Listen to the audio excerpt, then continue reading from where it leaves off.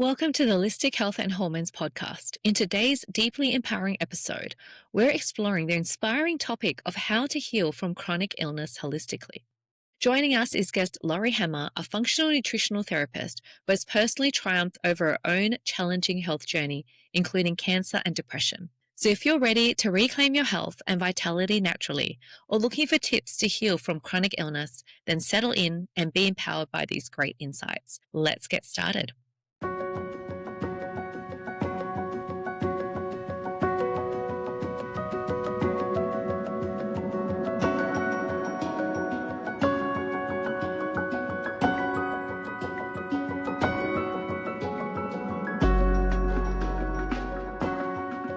Hello, and welcome to the Holistic Health and Hormones podcast. Today, I'm super excited to have Laurie Hammer with us today. She's a functional nutritional therapist and neuro nutrient specialist. She focuses on helping clients with brain toxicity, depression, anxiety, eating disorders, and autoimmune conditions. Her journey to overcoming personal health challenges through holistic methods drives her passion. And she has dealt with cancer, celiac disease, bulimia, and depression and helps clients from all over the world, both virtually and in person, as she offers hope and practical insights, especially to mums dealing with anxiety, depression, and the overwhelming demands of life. Laurie is also the host of her popular podcast, Take Back My Brain. So, welcome, Laurie, to my podcast today. Thank you, Ellie, for having me. It's been great. Yeah, so tell me a bit about your journey, really. Like, can you share your personal journey of healing from, like you said, you've been through cancer, celiac, bulimia, depression? I mean, that's a whole host of different things. What motivated you towards taking a holistic approach as to, most people that get a diagnosis will just go down the conventional medicine route, I guess you could say. Yeah. Well, first of all, I really appreciate you having me. I love your mission. I love your podcast. So your listeners are Thank very you. blessed by everything that you do. So my journey started when I was in my eating disorder. So I started bulimia practices when I was in junior high. Mm, And it was a kind of a 12-year long battle. And once I got to college, it kind of exploded for me and a lot of more anxiety, depression, because really bad eating habits and sleep habits and all that kind of stuff. So it really exploded for me. And I tried to get into different eating disorder programs. And I honestly didn't qualify. I wasn't suicidal enough. My weight mm, wasn't low enough. It was very frustrating. And I had been doing counseling and all those kind of things and nothing was really helping me. And so I dropped out of nursing school because my life was such a mess. I couldn't go to my clinicals, all those things. And then my psychiatric nursing professor, she had kind of befriended me, kind of taken me under her wing. And so she was trying to help me in lots of different ways, but still couldn't have any progress there. So I thought, I'll just move away. I'll move away because none of this, conventional stuff is helping. If I just have a new environment, everything will get better. Well, it didn't. And while I had moved away to a whole new state, this friend of mine, this professor, she sent me an article about this place in Mill Valley, California that had an outpatient eating disorder program and addictions program. And so I called out there because their mantra was that you're addicted to what you're allergic to, and that's what's causing your cravings. mm. So I called out there and they're like, yeah, come out. We'll help you. You fit our profile. I'm like, yay, finally something that will help. So I went out there and that was my first dive into this world of, functional medicine, nutrition. And that was way back in 1996. So that's when it wasn't even cool yet. And so I learned about, I had celiac disease. I was sensitive to other foods. I had a yeast overgrowth, Mm, adrenal issues, and my yeah. brain was severely depleted. And so we used amino acid therapy to rebuild my brain, which cut the craving cycle, which then allowed me to heal in so many other ways. So that was my first dive into this whole world. Wow. And so what led to the bulimia? If we take one step back, I know with bulimia, if we look at a lot of the emotional, we might unpack some of the emotional lead up to that. Like, had your parents gone through anything significant? Had you gone through a major significant event? Or was it just more a body image issue based on peer pressure? What was it that, if you could recall Well, back around that bulimia that sort of started? yeah, a lot of it, we had a lot of upheaval in our home. My mom was sick Yeah. all the time. Yeah. So just family dynamics, I think. And that was something, weight was a big issue in my house. So my mom was always on the next diet, the next thing. Oh, And right. so there was a lot of focus around that. So Yeah. I think I just kind of picked that up and took it on.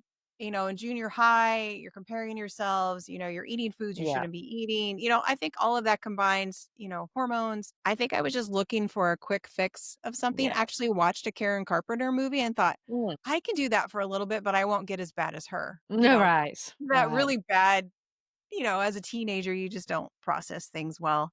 So Yeah. I was just trying to find my identity and feel safe in who I was. And Mm. disorder kind of came out of that. Yeah, because there's so many, I guess, misconceptions around that, but also about people having chronic illness and holistic healing. Like, what would you say some of the misconceptions people have, like with chronic illness, and then how to approach that with holistic healing? Well, I think misconceptions are it's going to be too hard, or Yeah. there's just so much involved, or how do Yeah. I find the right practitioner, or, really is food going to change how I Mm. feel? I thought, really, I have to change my diet? I know, right? That's a conventional method. I mean, you go to the doctor and then they give you a pill. Like, you don't have to change anything. Like, most of the Right. time, they Yeah. don't even ask you one question about your diet, right? I mean, unless you're No, going and not you've at got all. diabetes or anything, they might say, I'll cut the sugar. But there's more than just sugar. There is so many questions. I wouldn't even ask you about even how much liquids you drink a day. Most people are so No. dehydrated, right? And so Yeah, or stop drinking sleep, diet pop. Yeah, any of those things. soda. Yeah, there's not really a lot of focus around that. So where Unfortunately, should no. someone start really if they're interested in exploring holistic healing methods? I mean, you started because you sort of, got told about that, it just kind of fell into your journeys. For other people, I mean, look, these days I think it's definitely becoming more popular. Like, I mean, Yeah. probably you see that a lot. People are starting to really, I guess, with internet and so much social media, there's no excuse. People can find so much at the touch of their fingertips, right? So, I mean, why should someone really start exploring natural holistic healing properly as opposed to trying to do it themselves? I think that's a big thing. People are like, oh, I can do it myself, but not getting the proper help and I guess expertise from people. Yeah, can you do some of the stuff yourself? Of course you can. Yeah. But you're not gonna get to a lot of the root cause issues if you don't have somebody kinda, walking alongside of you, Mm. tweaking your diet and your supplementation and stuff. I have so many clients that come to me, they come with this big basket Oh, full of I supplements. say the same. They're Yeah. like, "This Yeah. is what I've tried." And, They've there's bought like it online. They're taking like 50 yeah, things because, like, this is good, this is good, this is good. And yeah. they don't know what's interacting with what. Exactly, and there's, like, 4 things out of the basket we're gonna use Yeah. because everything else is, crosses over, is repetitive, it's probably not what they need, and let's just Yeah. simplify things. Let's Yeah. dial it in so you're not spending so much time, money, and energy in this process. So I really think working with a holistic practitioner is good. I have one, and I'm a Mm. practitioner. Yeah. You don't have a good view of what's going on with yourself. You kinda need some outside input, and so, I go see other practitioners as well if I'm Yeah, people struggling with see things from a something. different lens that you might not be Yeah, looking at, even as an yeah. expert. I'm the same. So, I guess how can we explain how nutrition specifically impacts? We spoke a bit about food and all of that, but how does nutrition specifically impact, I guess, chronic illness leading into, autoimmune, things like cancer, even depression? Like, nutrition's huge. We could speak for hours and hours. Oh But my gosh, we could talk for hours, but food yeah, is oh, I always love talking about foundation. food. Yeah. Yeah, always foundational to everything. I think, 20 years ago, you could change your diet, take 3 supplements, and it would be fine, right? Yes, But a healthy diet isn't going to fix the root cause issues anymore because of the world that we live in, but that's you're not gonna true. get well without a healthy diet. And so I Mm, think that's where everybody needs to start is examining nutrition. You know, are you eating enough protein? Are you eating healthy fats and get the bad fats out? What mm, types of carbohydrates are you eating? Let's just concentrate on whole foods.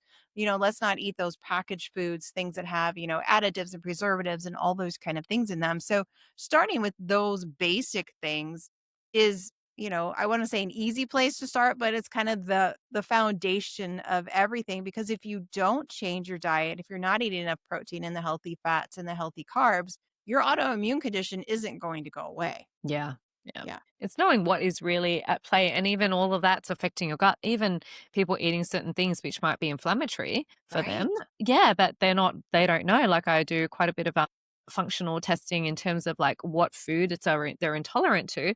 And people may not know. Like, I had a client who had celiac her whole life. And Yeah. she just thought having loose stools was normal. Like, waking up I at know. 9 a.m. was normal. And she just found out she was celiac like 2 weeks ago and just Yeah. cutting out gluten. It's been hard, but she's like, oh my gosh, for the first time in her life, her stools are actually formed. So even as simple as knowing what is normal stools, people Yes. think that what they have is normal, right? Even coming to female hormones, I think having period pain is normal, having loose stools is normal, or not going to the toilet or going every 3 days is normal because it's normal to them, but not Right. not normal for Yeah, what it your might be body. common. It might be common, but it's Yeah, not common. those things are not normal. No, Not I've at I've all. had plants, yeah, going to the toilet every couple of days, and that's not what your body should be doing. So, what are your key, I guess, holistic healing techniques or modalities you find most effective? I mean, there's so many, but what are some of the things that have worked for you in the past? Yeah, so I always focus on the brain first. So when we calm the Yeah. brain, I use the amino acid therapy for the brain. When we calm the brain, then the gut gets easier to heal. Then the food changes get easier to make. And then it's the root cause, detox, all those things. Once the brain is calm, we can deal with those a lot better. So I always start with that first. It's not the opposite, but for me, I've always heard that the gut is where your gut is making all the sort of, neurotransmitters. So are we not fixing the gut to fix the brain, or you're saying to fix the brain to fix the gut? Well, there's so much overlap because 80% Correct. of your It's a mind blender. serotonin is in your gut, 20% in your brain. But what I do is I just start with those neurotransmitters to calm that process. So if Yes, you yes. can get your mind and your body out of overdrive, then everything else gets easier to deal with. Because we're in so much overdrive. Let's talk about overdrive. Like everyone, especially mom. Look, I've got a business, I've got 2 young kids. Even if you're not a mom, I mean, just the overwhelmed people who are Mhm. just in a relationship and just the go, go, go of every day. I'm like, oh, you just wait till you have kids, right? That's Right? a whole new level of overwhelm. You've got like little ones demanding your time and all of that. So let's talk a bit about the overwhelm and what we see as some of the signs and symptoms. People may not know they're in overwhelm. You see Yeah. that I feel like they're stressed, but there's that whole new level of they're gonna go into then stress, overwhelm, burnout, and then they're gonna start getting all these chronic illnesses, which is really hard to come back from. Yeah. Well, and we've normalized overwhelm. We've normalized Yeah, like this is just how we are. this is life. So if you're only sleeping 6 hours a night and it's not straight through, Yeah, well, everybody does that. If your body's in overwhelm, you just don't respond appropriately to the stressful mm, situations. Like you're overreacting, you've got drama and you kind of thrive on it. You're constantly looking for something to do, whether it's, I don't even have my phone close to me, scrolling through your phone. Like yeah, if you cannot sit still and be quiet for a moment, your body's stuck in overdrive. yeah, yeah. And so what are the first things that people can do to recognize that and the next steps? So yeah, I just kind of noticed, Yeah, knowing the symptoms of that for sure. Like if your period isn't well, if you're not sleeping correctly. So the next steps would be, finding a practitioner who can help you with that, like myself or yourself, who can mm. walk you through those steps of just kind of calming that overdrive response in the body. 'Cause, yeah, people think it's just normal. We should be able to function on 6 hours sleep. Well, they're waking super tired the next day, and then Yeah. it's a whole coffee, then sugar, and it's just this Yes. whole vicious cycle, right? I mean, it's Yes. really breaking that cycle at some point and that awareness and going, "Okay, let's start by, working on the sleep." Then you're waking up more, less tired. People are watching Netflix and scrolling when they should be sleeping, essentially. Exactly. Just put that phone in a whole nother room. Yeah, it's that busy monkey mind, for so many people. Can you describe for yourself, I guess, what are some of your simple daily habits or routines that you go through, and then even how you support someone's natural healing process? What are some of the things that we can do just on a daily basis to start with? Yeah, so I mean, what I do is I make sure I get outside right away in the morning to get all of that Mm. sunlight and I get my body moving. And so Yeah, that's just an amazing way to start your day, kind of jumpstarts if your cortisol is low, it's going to help with your cortisol, keeps your mind fresh. It's really regulating for your system to have that morning sun. And then if it's good weather, I mean, I live in Iowa, so I can't do this all the time, but if it's good right. weather, and I'm eating breakfast, I will go sit outside and ground while I eat. That's So just great. even taking that 10 to Mm. 15 minutes while you're eating, it makes a huge difference in how your body feels and functions. And then I want to make sure I'm getting out, kind of that midday sun. And then I like to take my dogs for a walk at the end of the day as well, even if it's just short, 10 minutes outside. Mm. Getting that sunshine, that different light spectrums all day long really helps to reset that circadian rhythm and helps your hormone balancing, and it's free to do. So It's that's good one for of them the once they easiest things you yeah, can do. then going back to sleep, right? When they're sleeping at night, Yeah. a lot of people have insomnia. It's Yeah. all that blue light, right? It's a blue light All on about their blue light. phones, it's the screens that they're on, and so they aren't able to switch off. Yeah. Yeah. And make sure, like, taking your phone and your screen, like an hour before bed, just don't look at it. There is nothing that important. If you have a Oh. child that's gonna call you or something, go put another room, put the ringer up, and if they call, great. If they don't, that's fine. But don't be scrolling. Don't be your eyes are fixed on it, for that hour at least before you go to bed. That'll ruin your sleep like nothing else. I also turn off all my Wi-Fi, like, it's just so Yes. much. I have my phone on airplane mode, and I've Yep. got my Wi-Fi off, and I don't even have the phone in my room. I have it charging, I do downstairs, too. but Yeah. yeah, So if someone's gonna call, they get they'll find a way to contact you, but, I mean, it's nothing when you're sleeping, there are people who've got their notifications on being 24/7, like, I had someone say, no, "Oh, my phone is on 24/7, you contacted me 24/7." I'm like, "That shouldn't be the shouldn't case." that be happening? No.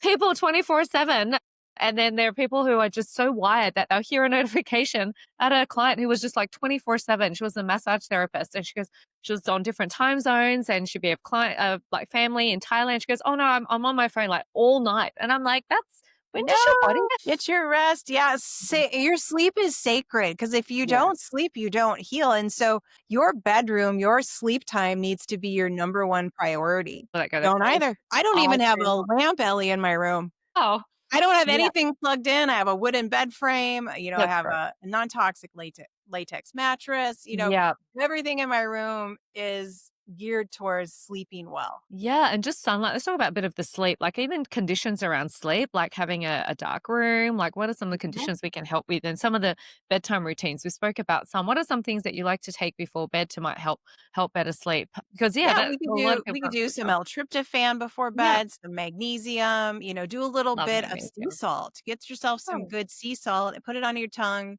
tiny little bit of water and kind of let that melt in your mouth because yeah. that will calm your nervous system down and a lot of Mm, those minerals are going to help you to sleep deeper yeah. and better. Even taking a shower before bed so your body is calmer.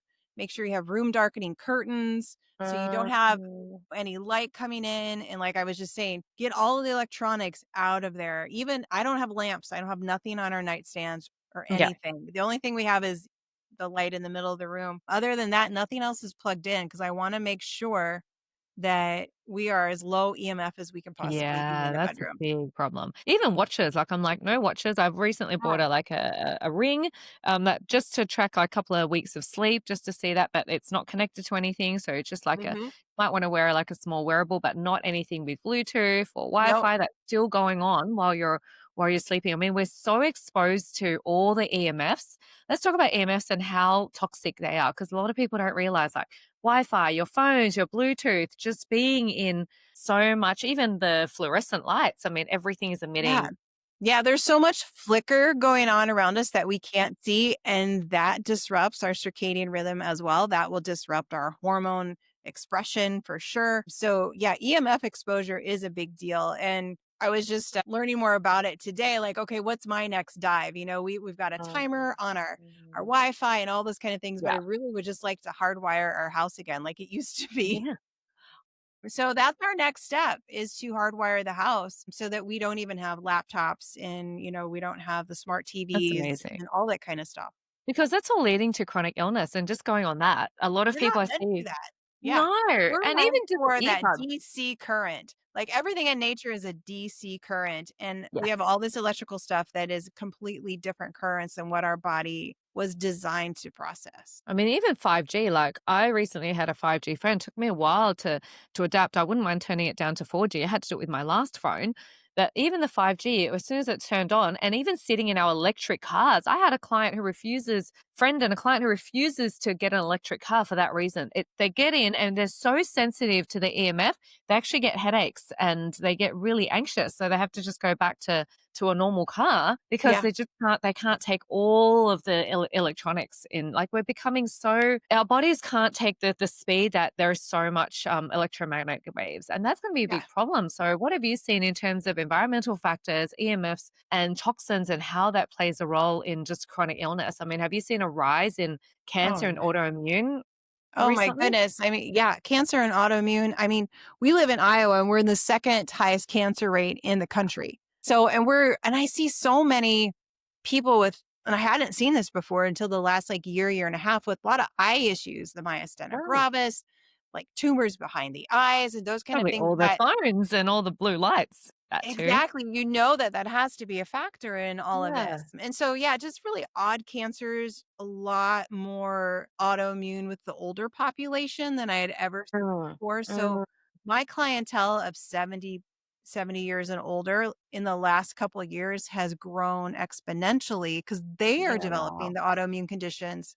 as opposed to the younger generation. It's usually seeing women, perimenopausal with autoimmune conditions all the Mm, time. But now mm, I'm seeing, kind of extremes on both sides of that yeah. perimenopausal really increasing as well. Is that what Even you're young seeing too, children, Allie? even young adults who Yeah. shouldn't be going through that much autoimmune, it's definitely like I think tumors and cancer is gonna be Yeah. massively on the rise. Like I said, it has to do with so much of the technology. You can't see it, but they don't realize it's playing a massive role. Even microwaves, like how many times do people use microwaves? Like all of that. Went around with Yeah. an EMF checker on one of my videos I posted online, and even the earpods that we're all wearing, I Oh, refuse yeah. to wear Don't wear earpods. those. It's literally they say it's literally having a microwave in your ear the whole time. Yeah. And so just little things like that that pe you see people walking around these earpods the whole day, and you're like, "Oh my goodness." Or they're wearing like one of those Bluetooths around their neck or something, like Oh, where they speak into all the time.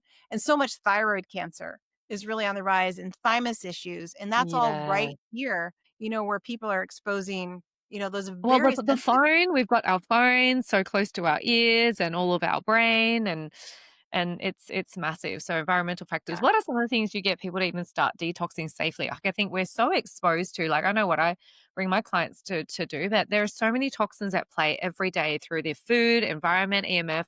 What are some of the things that you get your clients to start doing that could be great to start detoxing safely from so much of this? Yeah, so let's look at the things we Mm, can control, right? So get yourself a water filter. Get yes. yourself a shower filter. Yeah, Those I've are got the both. Yeah. biggest things. Yeah, because your skin's the We biggest drink organ. water. So And we drink yeah. so much water. People think Yeah. I'm just going to drink tap water. I don't know Yeah. about where you are in the States, but we've got a lot of fluoride, which is Oh my toxin. goodness. Chlorine, Yeah. awful. Yeah. And apparently the pipes here in Australia, they're very old. And so there's a lot of heavy metals. And when they think, oh, I'm Oh, boiling the water, it's actually concentrating the heavy metals. So wow. without a Yeah. proper water filter, like I've got a 6-stage reverse osmosis plus a pH filter, we should be drinking ideally, alkaline water. Mhm. So there's just so much. I think water, I said, if you can invest in something, the best thing you can do is invest in a good water filter. I 1,000% agree. Yes. Yeah, absolutely. And then work on your body care products. So, what are you Yeah. putting your shampoo, your conditioner, your lotions, your toothpaste, things that you're putting on and in your body. Make sure that, you're cleaning those up as best as possible. And that'll reduce a lot of your toxic exposure. I mean, Mm. we have no control over what's going on outside of us, right? But we can control what's going on in our own home for the most part. And Yes. so cleaning up your cleaning supplies and your laundry detergents, getting rid of Mhm. all those awful scented stuff that just Yes, cause fragrance. so much brain inflammation.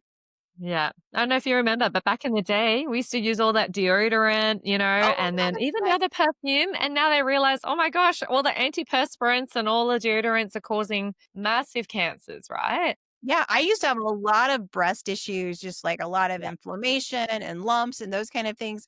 I cleaned up all my personal care products and Yes. all of that went away. That's the same as what I see, even with the hormones, it's highly estrogenic, right? And so a lot of them are using all of the skincare products, and I'm a beauty therapist as well, was Mm. still do some, but it only takes 24 seconds approximately for what you're using to hit your bloodstream through the Wow. skin. So, Yeah. like I said, our skin is the biggest organ for sure. And most people don't realize that they're using something which is scented. It's becoming a bit more prevalent now. I think people are becoming more educated to know, okay, I'm not going to use something which is natural.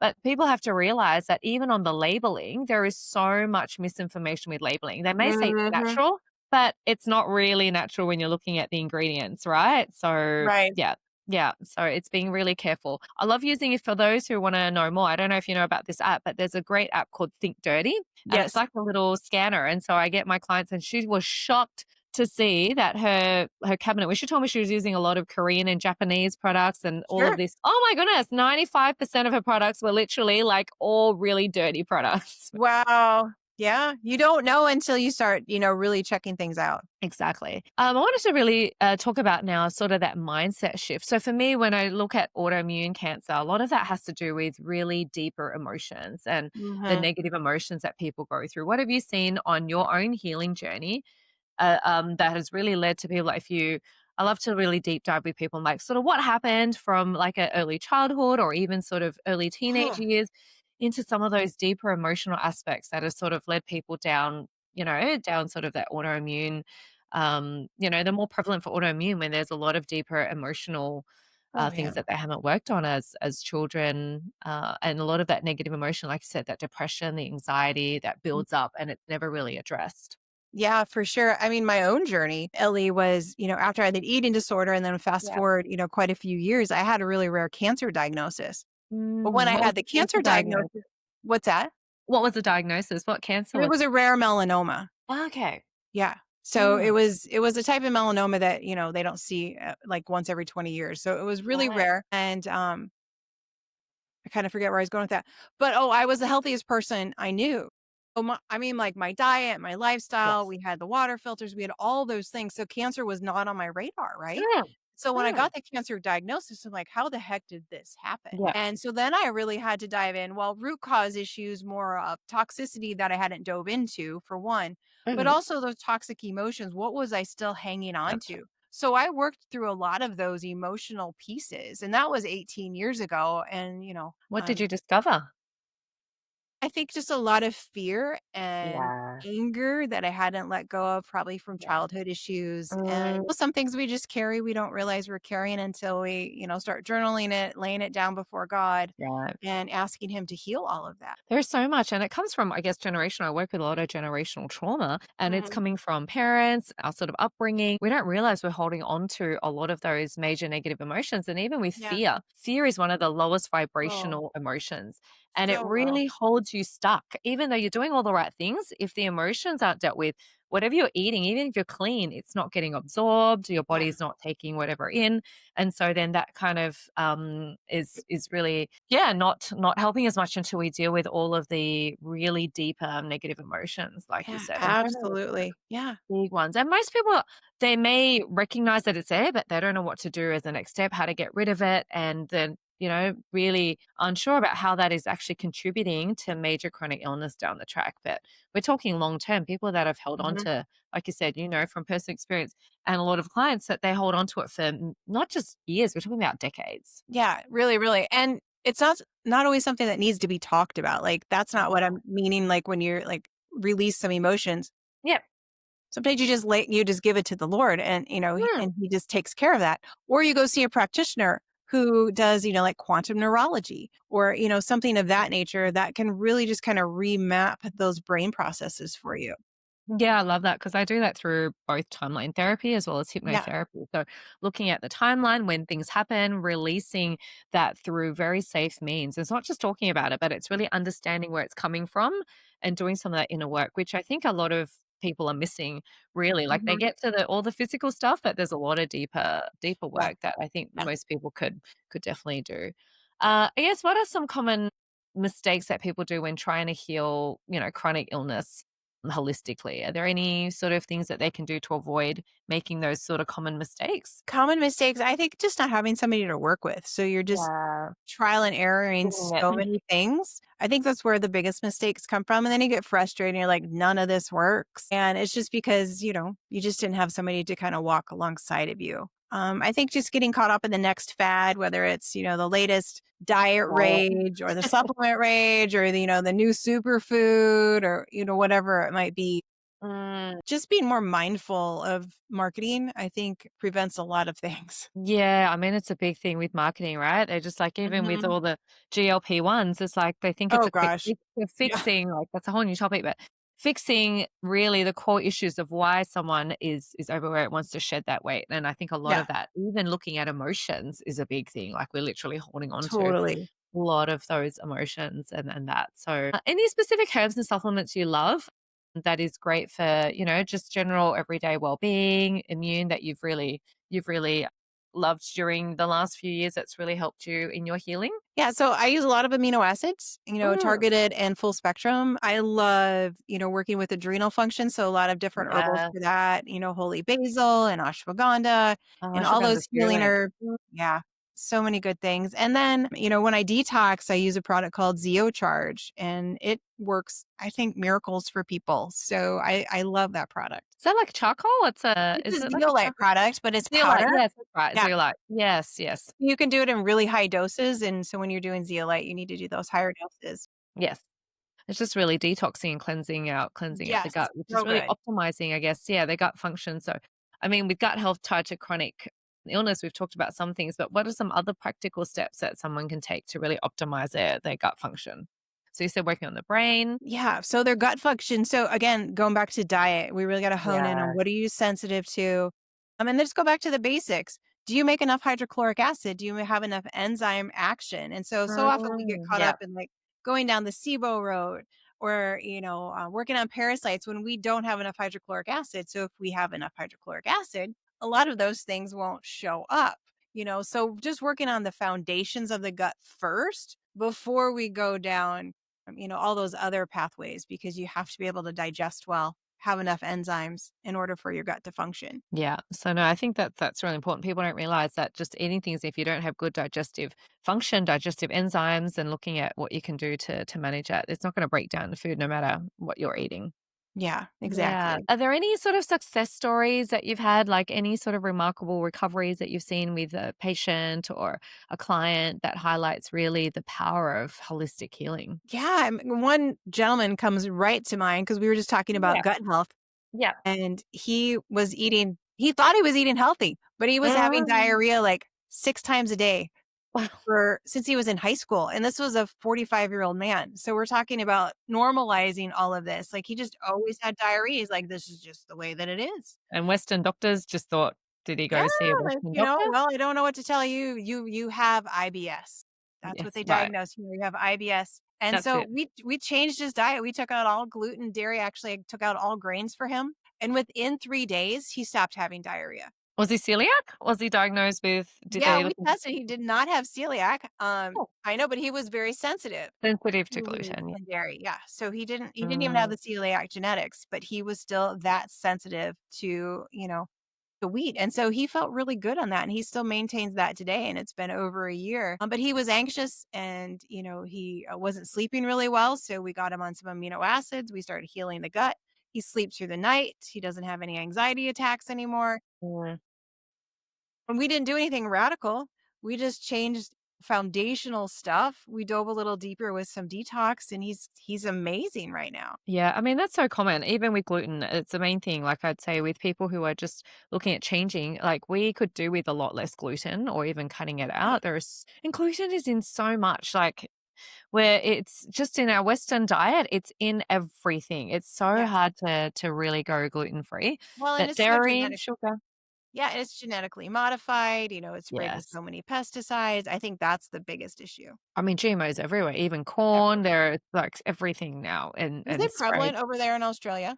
It is, like, yeah, everything's like I think we're very similar to the practices in the US as well, like wheat definitely here. You Mm, know, I guess wheat isn't farmed the way it used to be, right? Everything is sprayed. I mean, I've heard that with all the Roundup and all that. Are they still yeah. doing a lot of that, or is it Oh, being cut no, we're down? still doing a ton of it. Yeah, yeah, it's the same here. So I would say, like most of the people in the Western world, like Australia, America, it's still very, very similar. We see similar things. We've got a lot of obesity, autoimmune, chronic illness, and now even in kids. Like I don't know if you've seen it a lot in the US. I mean, I've heard that now they're prescribing antidepressants to kids as young as 4 in the Yeah. US. But it's like it's crazy. They think they're a little bit depressed when, if you look at their diet, if you look at what they're actually eating and the environment that they're in, it could be parents, could be other things, but they're putting on kids as young as 4 on Mhm. medication, and that's crazy. It is crazy. I just got a new client about a month ago, and she'd been on Adderall since she was 5. Since she was 5. Yeah, and she's 25 now. So Wow. for 15 year or no, 20 20 years. years, 20 yeah. years she was on Adderall. I mean, And it what has just that done to blows her my gut? mind. What has that done to her? Her gut is a wreck. her gut is a wreck, and so we're working on those things right now. But she's also on 5 Oh. other medications. So this 25-year-old is on 6 different medications. Oh, wow, that's crazy, Yeah. and that's the thing with the Western model, I mean, when you go see a doctor, if it's not working, they'll up your dose, they'll change into something else, like, "That's not working, let's just give you something else," and that's not really Mhm. addressing the No. root cause, so And we just make all these kids dependent on these medications for the rest of their life, and they don't get the chance to develop correctly because they have medications stunting that whole process. even just recently with oral contraceptive, it's been shown that it's causing massive tumors Yeah, in people now. yeah. So people are taking things long term and they don't realize the long term effect of taking anything synthetic. There are some drugs which, if we can go definitely the holistic way, we're meant to be humans, holistic beings, and going back to nature and how it's intended to be, right? Yeah. Instead of taking so much. Like I said, just even basic things like if we cleaned up the amount of sugar that we have, even just gluten, life would be so much So much better. easier. Yeah. So much People easier would just feel so much better. Yeah. from A that lot less perspective autoimmune. alone. Yeah, yeah. So and I guess in your experience, what role does having that community, like I guess family support, community, friends really play, a role in that healing journey of chronic illness? Like if someone's going down the cancer route, how is that really having the community and people around you support you be extremely beneficial? Community is, I think, vital to healing. I think we saw that, during the pandemic when we were Yeah. told not to have community. People got so sick, so fearful, such They're a so skyrocket. isolated, right? You couldn't see family or friends. Yeah, yeah. I mean, and it was worse, I hear, in Australia than it was here. So we were created for community. We're supposed to be in our own little tribes and our own, where we thrive. So you can't thrive if you don't have any fellowship with other people. Yeah, and I think that's the big piece, like, as people get older, and that's probably what you're seeing with the chronic illness and even those who don't have that support. They might be, their loved ones might have passed away or they might not Mhm. have any children or family. It makes it so much harder. There's no will, Yeah, I find, to really live and to really overcome a lot of that, the chronic illness and fight when there's nothing really to fight for. You don't have that I community or know. And that's support or why we have so much more depression and suicide, when we don't have community. Yeah, that's so important. So I guess